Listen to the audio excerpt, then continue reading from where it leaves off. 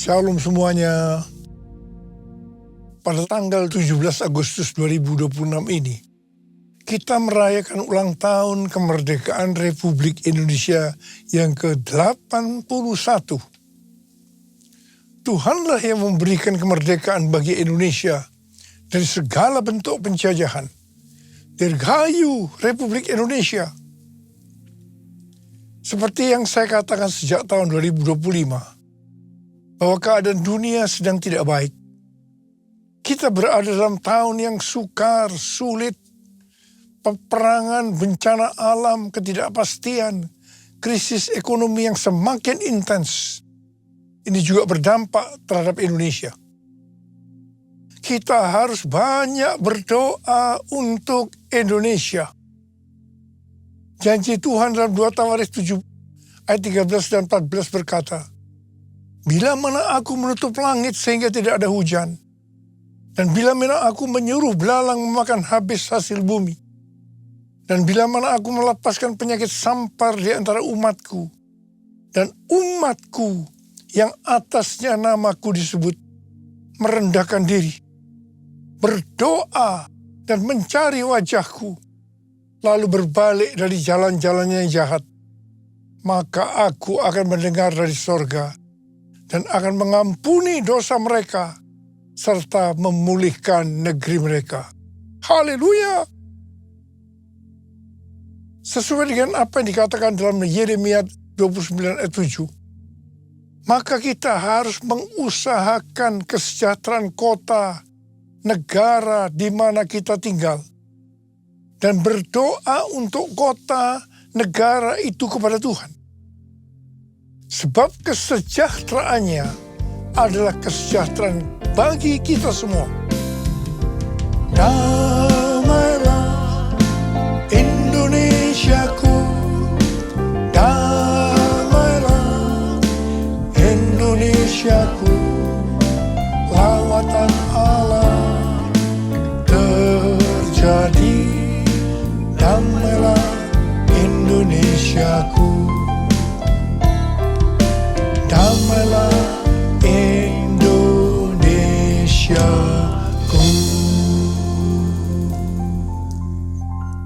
Pada bulan Agustus ini yang merupakan bulan bersejarah bagi bangsa Indonesia, Tuhan juga mengingatkan kepada kita orang percaya bahwa kita sudah dimerdekakan dari penjajahan hukum dosa dan hukum maut. 2 Korintus 3 ayat 17 berkata, "Sebab Tuhan adalah roh, dan di mana ada roh Tuhan, di situ ada kemerdekaan." Kita sebagai orang percaya adalah orang merdeka, karena roh Tuhan ada di dalam kita. Haleluya! 1 Korintus 6 ayat 19 dan 20 berkata, "Atau tidak tahukah kamu bahwa tubuh kamu semua adalah bait Roh Kudus yang tinggal di dalam kamu, roh yang kamu peroleh dari Allah, dan bahwa kamu bukan milik kamu sendiri, sebab kamu telah dibeli dan harganya telah lunas dibayar. Karena itu, muliakanlah Allah dengan tubuhmu." Sesuai dengan Roma 10 ayat 9 dan 10. Pada saat kita mengaku dengan mulut bahwa Yesus Kristus adalah Tuhan, dan percaya dengan hati kita bahwa Allah telah membangkitkan Dia dari antara orang mati, maka kita akan diselamatkan. Sebab dengan hati orang percaya sehingga dibenarkan, dan dengan mulut orang mengaku sehingga diselamatkan. Sebagai orang percaya dan sudah diselamatkan, maka kita adalah bait Roh Kudus yang tinggal di dalam kita. Roh yang diperoleh dari Allah. Tubuh ini bukan milik kita sendiri, tetapi milik Tuhan Yesus. Mengapa? Sebab kita sudah dibeli dari tangan iblis dengan darah Tuhan Yesus dan harganya sudah lunas dibayar.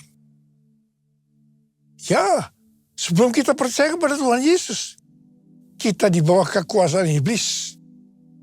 Setelah menjadi orang percaya, kita adalah milik Tuhan Yesus. Karena itu kita harus memuliakan Allah dengan tubuh kita. Roma 12 ayat 1 berkata, oleh kemurahan Allah, aku menasihatkan kamu, supaya kamu mempersembahkan tubuhmu sebagai persembahan yang hidup, yang kudus, dan yang berkenan kepada Allah. Itulah ibadahmu yang sejati. Janganlah kamu menjadi serupa dengan dunia ini, tetapi berubahlah oleh pembaruan budimu, sehingga kamu dapat membedakan mana kehendak Allah, apa yang baik, yang berkenan kepadanya, dan yang sempurna. Segala yang kita miliki adalah milik Tuhan Yesus. Karena itu kita harus memuliakan Allah dengan apa yang kita miliki. Amsal 3 ayat 9 dan 10 berkata, muliakanlah Tuhan dengan hartamu dan dengan hasil pertama dari segala penghasilanmu. Maka lumbung-lumbungmu akan diisi penuh sampai melimpah-limpah, dan bejana pemerahanmu akan meluap dengan air buah anggurnya. Ini adalah persembahan sulung. Bapa, ku persembahkan tubuhku sebagai persembahan yang hidup, kudus, dan yang berkenan padamu, sebagai ibadah yang sejati. Saya katakan sekali lagi, bahwa sejak tahun 2025 Tuhan mengingatkan kita tentang keadaan dunia. Saya terus-menerus mengingatkan hal ini. Kita sedang memasuki keadaan yang sukar, sulit, peperangan, bencana alam, ketidakpastian, krisis ekonomi yang akan semakin intens. Memasuki tahun 2026, keadaan ini akan semakin parah sampai dengan hari ini. Keadaan tidak akan bertambah baik, sebab kita sedang menuju masa pencobaan yang akan datang ke seluruh dunia untuk mencobai mereka yang ada di dalam dunia ini. Seperti yang Tuhan Yesus katakan kepada jemaat di Philadelphia. Sesuai dengan referensi Alkitab Penuntun Hidup Berkelimpahan, seri The Full Life Study Bible, tentang perkataan Tuhan Yesus kepada jemaat di Philadelphia untuk melindungi mereka yang menuruti firman Tuhan, untuk tekun menantikan kedatangan Tuhan. Dikatakan bahwa kita yang menantikan kedatangan Tuhan, yang menjadi pemenang sebelum hari pencobaan itu tiba, kita akan dilindungi melalui pengangkatan. Haleluya! Karena itu kita harus menjadi pemenang. Seperti yang Tuhan Yesus katakan kepada jemaat di Philadelphia, siapa yang bertelinga, hendaklah mendengarkan apa yang dikatakan Roh kepada jemaat-jemaat. Barang siapa menang, artinya yang taat melakukan apa yang dikatakan oleh Roh kepada jemaat-jemaat, maka ia akan masuk surga. Dengan keadaan dunia seperti sekarang ini, banyak di antara kita, terutama anak-anak muda yang mengalami depresi, frustasi. Ada beberapa di antara mereka yang punya keinginan untuk bunuh diri. Tuhan berpesan kepada kita melalui Filipi 4 ayat 6 yang berkata, janganlah khawatir tentang apapun juga. Janganlah khawatir tentang apapun juga. Tetapi nyatakanlah dalam segala hal keinginanmu kepada Allah dalam doa dan permohonan dengan ucapan syukur. Banyak di antara kita pasti melakukan doa dan permohonan, tetapi banyak tidak disertai dengan ucapan syukur. 1 Tesalonika 5 ayat 18 berkata, ucapkanlah syukur dalam segala hal, sebab itulah yang dikehendaki Allah di dalam Kristus Yesus bagi kamu. Kalau keadaannya baik, untuk mengucap syukur itu gampang. Tetapi kalau keadaan tidak baik, apalagi di dalam tekanan yang berat, untuk mengucap syukur tidak gampang. Tetapi kalau kita mau melihat mujizat Tuhan terjadi dalam kehidupan kita, maka kita harus melakukan yang dikehendaki oleh Tuhan Yesus Kristus bagi kita, yaitu harus mengucap syukur dalam segala hal, enak maupun tidak enak. Waktu Tuhan memanggil saya menjadi hamba Tuhan, berkali-kali saya menolak. Tapi Tuhan tidak tinggal diam. Rencana Tuhan harus terjadi dalam kehidupan saya, supaya saya mau menjadi hamba Tuhan. Tuhan memaksa saya sampai akhirnya saya menyerah. Cara Tuhan, saya dibuat bangkrut dari pekerjaan saya. Apa saja yang saya usahakan hancur. Jadi saya tidak punya pilihan lain, hanya taat kepada panggilannya. Tuhan hanya berkata kepada saya, ikut aku. Saya tidak punya pengalaman apa-apa untuk melayani pekerjaan Tuhan. Modal yang saya punya hanya bisa menyanyi dan main gitar. Terus terang saya kebingungan dan sangat tertekan. Sampai puncaknya, saya hanya berkata kepada Tuhan bahwa saya tidak kuat lagi. Pada saat itu, saya ingat saya duduk di lantai. Tiba-tiba Tuhan berkata kepada saya, Niko, dalam keadaan seperti ini, hendaknya kamu mengucap syukur. Pada awalnya saya tidak bisa mengerti kenapa saya harus melakukan itu. Tetapi Tuhan Yesus berbicara seperti itu. Niko, dalam keadaan seperti ini, hendaknya kamu mengucap syukur. Saya pada waktu itu mengambil gitar.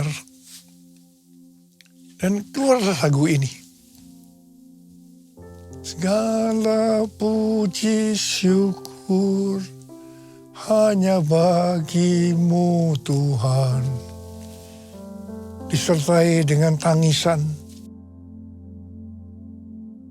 Saya menyanyikan lagu ini. Sebab kau yang layak dipuja. Kami mau bersorak, tinggikan namamu. Haleluya. Saudara, asal mulanya lagu ini tuh seperti ini temponya. Sekarang kita menyanyikan dengan sukacita. Tapi pada waktu itu, saya juga nyanyi tidak seperti ini. Dengan terbata-bata, disertai dengan tangisan. Saya terus segala puji. Saudara, ini untuk pertama kalinya saya mengucap syukur dalam keadaan yang tidak enak. Saya percaya, kalau saya ada sebagaimana saya ada seperti sekarang ini, salah satunya karena saya melakukan perintah Tuhan untuk mengucap syukur dalam segala hal, enak maupun tidak enak. Saya mau katakan sesuatu, ada kuasa dalam pengucapan syukur. Banyak orang yang mengalami mujizat-mujizat dengan mengucap syukur dalam segala hal. Ada yang mengalami seperti yang terdapat dalam 1 Korintus 2 ayat 9. Apa yang tidak pernah dilihat oleh mata, dan tidak pernah didengar oleh telinga, dan tidak pernah timbul dalam hati manusia, yang disediakan Allah bagi mereka yang mengasihi Dia. Ku mau selalu bersyukur, selalu bersyukur. Kau Tuhan yang setia, yang selalu menopang. Ku mau selalu bersyukur, selalu bersyukur. Kau Bapa-Ku yang setia, Kau Bapa-Ku yang setia. Hari-hari ini saya terus-menerus dengan bertalu-talu minta kepada Tuhan untuk lebih mengerti akan isi hati Tuhan. Lebih mengerti akan tuntunan Tuhan untuk kehidupan ini. Tuhan menjawab dalam Yeremia 33 ayat 3. Berserulah kepadaku, maka aku akan menjawab engkau dan akan memberitahukan kepadamu hal-hal yang besar dan tidak terfahami. Hal-hal yang tidak kau ketahui. Saya banyak berseru dalam doa, pujian, dan penyembahan bersama-sama dalam unity siang dan malam. Tuhan memberikan pengertian tentang tema tahun 2026. Tahun 2026 adalah tahun amanat agung. Begitu memasuki tahun amanat agung, keadaan dunia menuju kepada keadaan yang tidak baik. Lebih lagi, untuk menyelesaikan amanat agung, yaitu supaya Injil diberitakan di seluruh dunia, menjadi kesaksian bagi semua bangsa. Supaya kita memuridkan bangsa-bangsa, goncangan-goncangan harus terjadi. Tema tahun 2026, tahun amanat agung, ini untuk mengingatkan bahwa kedatangan Tuhan Yesus sudah sangat dekat. Tuhan Yesus berkata, Aku datang segera. Untuk menyelesaikan amanat agung, harus dengan pola Tuhan Yesus. Seperti yang terdapat dalam Kisah Para Rasul. Di sini dituliskan, untuk menyelesaikan amanat agung, harus melalui 3 langkah. Langkah yang pertama, harus menerima kuasa Roh Kudus. Waktu Tuhan Yesus akan naik ke sorga, Dia memberikan pesan yang terakhir kepada murid-muridnya. Dalam Kisah Para Rasul 1 ayat 8. Tetapi kamu akan menerima kuasa kalau Roh Kudus turun ke atas kamu. Dan kamu akan menjadi saksiku di Yerusalem dan di seluruh Yudea dan Samaria dan sampai ke ujung bumi. Penyelesaian amanat agung dimulai dari Yerusalem. Kemudian seluruh Yudea dan Samaria dan sampai ke ujung bumi. Setelah itu Tuhan Yesus naik ke sorga. 120 murid berkumpul di kamar loteng di Yerusalem. Apa yang mereka lakukan untuk menantikan pencurahan Roh Kudus? Mereka semua bertekun dengan sehati dalam doa bersama-sama.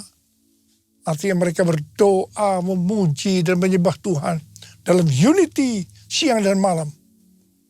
Ini adalah prinsip restorasi Pondok Daud. Ini adalah prinsip menara doa. 10 hari setelah melakukan ini, pada hari raya Pentakosta, tiba-tiba terdengarlah bunyi seperti tiupan angin keras memenuhi ruangan itu. Dan tampaklah lidah-lidah seperti nyala api yang bertebaran dan hinggap kepada kepala mereka masing-masing. Mereka dipenuhi Roh Kudus.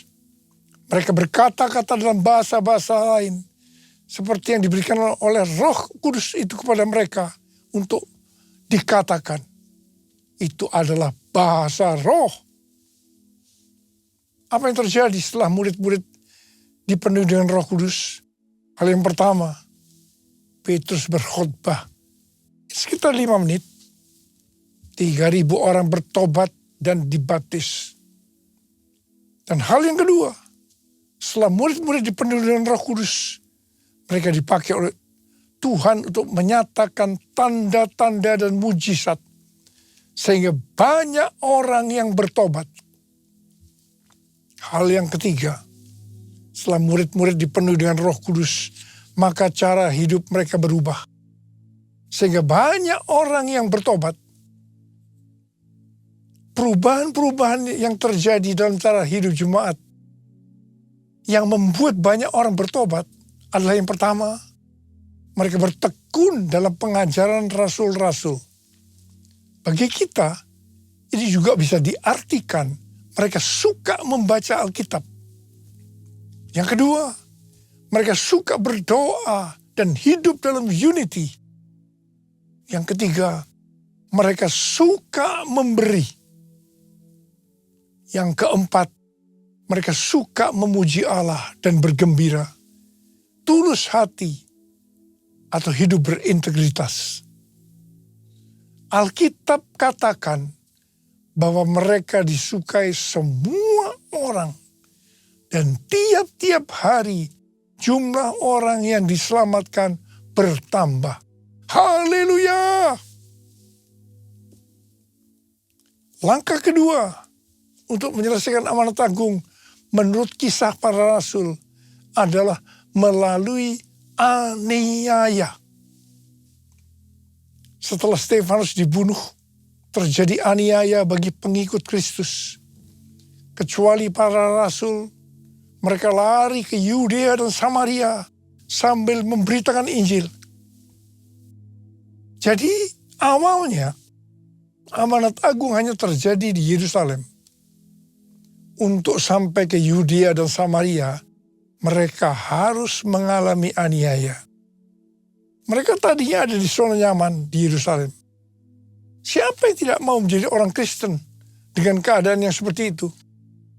Tetapi amanat agung belum selesai. Sebab selain Yerusalem, amanat agung harus terjadi di Yudea dan Samaria. Supaya mereka mau menyelesaikan amanat agung sampai Yudea dan Samaria, Tuhan izinkan aniaya terjadi. Metode ini tetap terjadi sampai hari ini. Aniaya terhadap gereja masih diizinkan supaya amanat agung selesai. Langkah yang ketiga, supaya amanat agung selesai menurut Kisah Para Rasul, yaitu terjadi perubahan paradigma dalam pelayanan. Tadi dikatakan bahwa amanat agung dimulai dari Yerusalem, ke Yudea dan Samaria, dan sampai ke ujung bumi. Jadi pada waktu itu pengertian keselamatan hanya untuk orang Yahudi saja. Karena itu amanat agung hanya di Yerusalem, Yudea, dan Samaria saja. Untuk supaya sampai ke ujung bumi. Artinya supaya bangsa-bangsa lain juga mendapatkan keselamatan. Maka Tuhan memberikan keselamatan untuk orang yang bukan Yahudi. Yaitu Kornelius. Pada awalnya mereka tidak bisa menerima akan hal ini. Tetapi dengan berjalannya waktu, akhirnya mereka bisa mengerti bahwa keselamatan bukan hanya untuk orang-orang Yahudi saja, tapi untuk semua bangsa, termasuk bangsa Indonesia. Haleluya! Hari-hari ini kita banyak melihat perubahan paradigma dalam pelayanan untuk menyelesaikan amanat agung. Termasuk membuka gereja baru, di mana tempat yang dipakai bukan hanya di gedung gereja saja. Cara ibadah dengan doa, pujian, penyembahan, termasuk bahasa roh, untuk memuji dan menyembah Tuhan. Juga Tuhan memberikan pengertian tentang Pentakosta ketiga. Tuhan memberikan visi kepada gerejanya di seluruh dunia, bahwa target untuk menyelesaikan amanat agung tahun 2033. Juga penggunaan media online secara meluas. Semua ini untuk menyelesaikan amanat agung. Setelah itu, sesuai dengan Matius 24 ayat 14 yang berkata, dan Injil kerajaan ini akan diberitakan di seluruh dunia menjadi kesaksian bagi semua bangsa. Sesudah itu barulah tiba kesudahannya. Tuhan Yesus datang kembali. Maranatha, Tuhan Yesus datanglah segera. Mari angkat tangan kita. Syukur ku naikkan padamu, sembah ku hanya bagimu, bagi anak domba yang datang jadi raja. Bagi anak domba yang datang jadi raja. Mari, kasar dong. Sembah dia.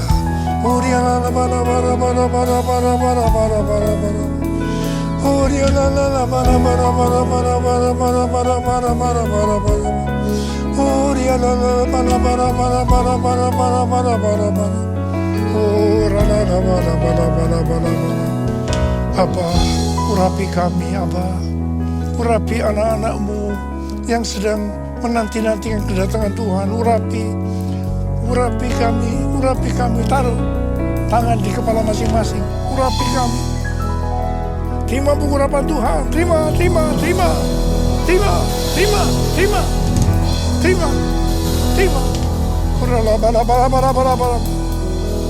Bagi anak domba yang datang jadi raja. Bagi anak domba yang datang jadi raja.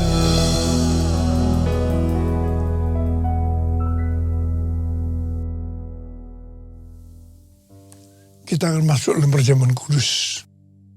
Perjamuan kudus adalah perjamuan Tuhan Yesus sendiri. Setiap kali kita masuk dalam perjamuan kudus, kita akan mengingat ayat ini. Sebab setiap kali kamu makan roti ini dan minum cawan ini, kamu memberitakan kematian Tuhan sampai Ia datang. Perjamuan kudus adalah perjamuan Tuhan Yesus sendiri.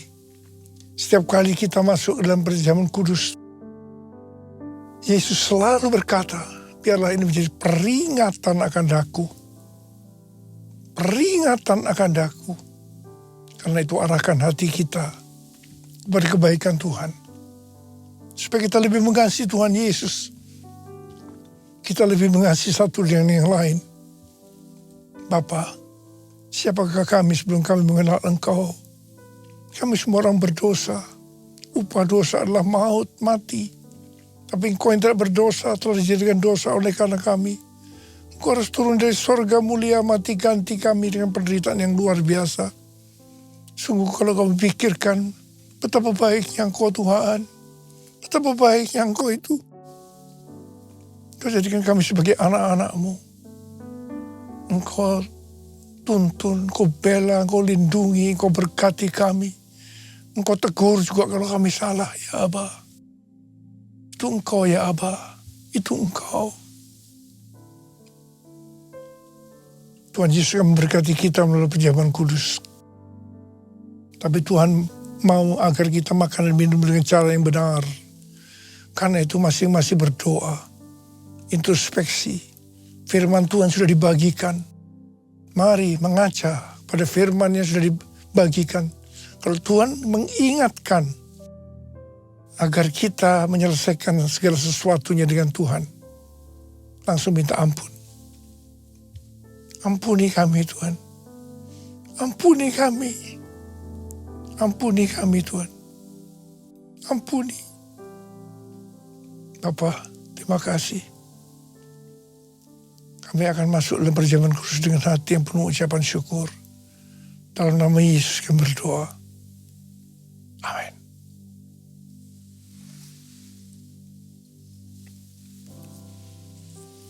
Mari, angkat roti di tangan kanan kita tinggi-tinggi. Sebab apa yang telah aku teruskan kepadamu telah aku terima dari Tuhan. Yaitu bahwa Tuhan Yesus pada malam waktu yang diserahkan mengambil roti. Dan sesudah itu yang mengucap syukur atasnya. Ia memecah-mecahkannya dan berkata, inilah tubuhku yang diserahkan bagi kamu. Perbuatlah ini menjadi peringatan akan aku. Sudah dikasih Tuhan, bukankah roti yang kita pecah-pecahkan ini adalah persekutuan kita dengan tubuh Kristus. Mari kita makan dalam nama Yesus.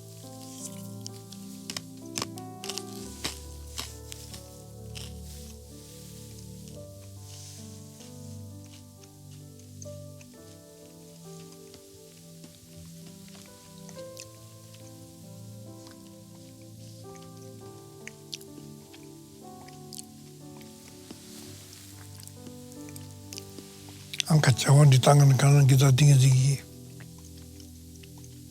Demikian juga ia mengambil cawan sesudah makan. Lalu berkata, cawan ini adalah perjanjian baru yang dimeteraikan oleh darahku. Perbuatlah ini. Setiap kali kamu meminumnya, menjadi peringatan akan aku.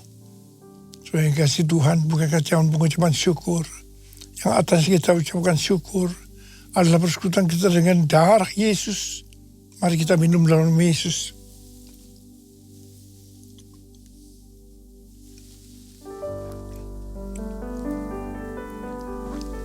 Ucapkan syukur dan terima kasih dengan suara. Tuhan, kami bersyukur Tuhan. Kami bersyukur dan terima kasih ya Tuhan.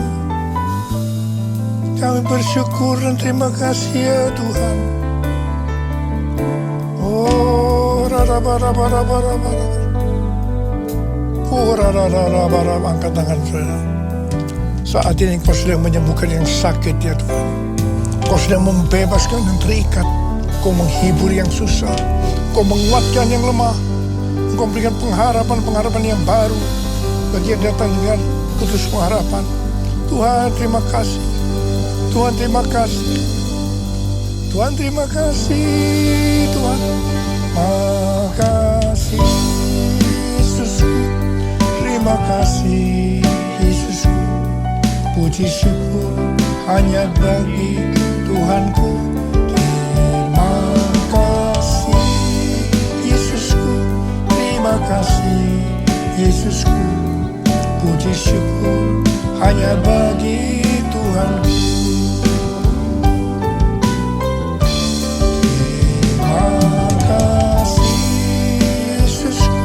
Terima kasih Yesusku, puji syukur hanya bagi Tuhanku.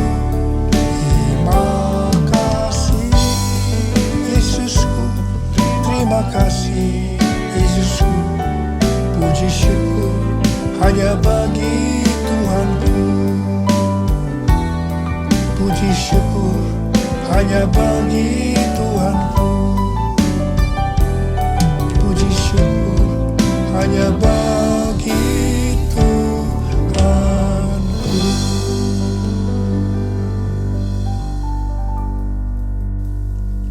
Sekarang terimalah berkat Tuhan.